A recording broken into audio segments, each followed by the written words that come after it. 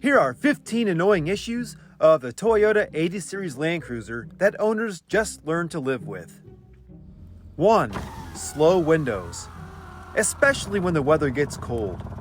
This can be fixed by cleaning the contacts, greasing the regulator, replacing the rubber window channel run, and/or replacing the motors.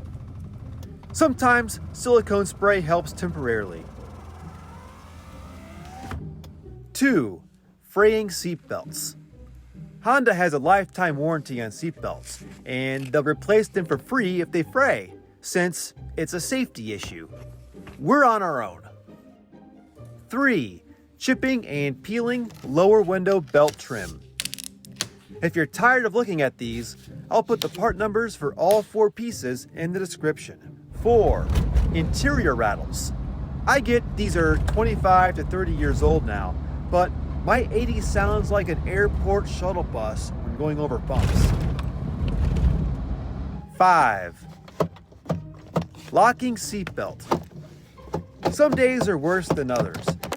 I sped this up, but the total time to get buckled here was 25 seconds. 6. Shaky side mirror.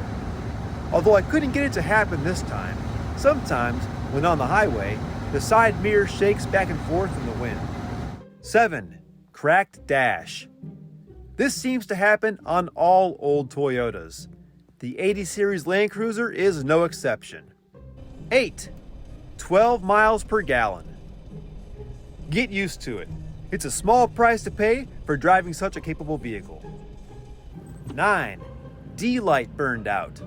Somehow, my Dlight still works, but if yours is burned out, then that puts you in the majority of 80 Series Land Cruiser owners. It's as simple as replacing a bulb in the back of the cluster, but getting to it is not so simple. 10.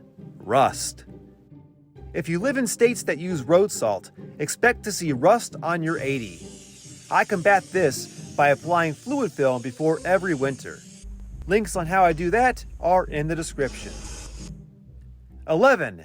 Dead rear subwoofer. If your subwoofer still works, let us know your secret. 12. Leaking knuckles. It's not a difficult job to rebuild the knuckles, just long and messy. I'll put a how-to link in the description. Just don't let the knuckles run dry like the previous owners of my 80 did, or you'll also have to replace the burr fields when they start clicking. Leaking knuckles are often caused by a simple clogged breather on the axle. The gear oil expands a little as it gets warm while driving and then cools down later and contracts. So the axle has a breather on the left side to allow the pressure to vent. If that breather isn't working right, you can push oil past the oil seals into the knuckle as it expands, and also suck some moly grease from the knuckle back into the axle as it cools. 13. Lack of cup holders. Front passenger, no cup holders. Second row left, no cup holders. Third row, no cup holders. Second row right, no cup holders. Driver's seat, 1 cup holder, in a vehicle that seats 8 people. A water bottle fits. A coffee cup fits. A reusable water bottle? Nope. A Yeti? Forget about it. Even the cups that do fit tip easily because it's a round cup and a square hole. This 80 even has the optional factory drink cooler and ice cube maker to quench your passengers' thirst on long hot trips. Yet, only 1 cup holder that barely works. 14. Cracked leather seats. This happens to any leather seat over time if it isn't properly cared for. But seeing an 80 without cracked leather seats is rare. I'm glad I found one with cloth. 15. Leaking head gasket. The 3FE in the early 80s is pretty much bulletproof, although a little underpowered. The 1FZ FE that replaced it added power, but is also infamous for needing the head gasket replaced around 200,000 miles. Aside from the last one, these are all minor issues.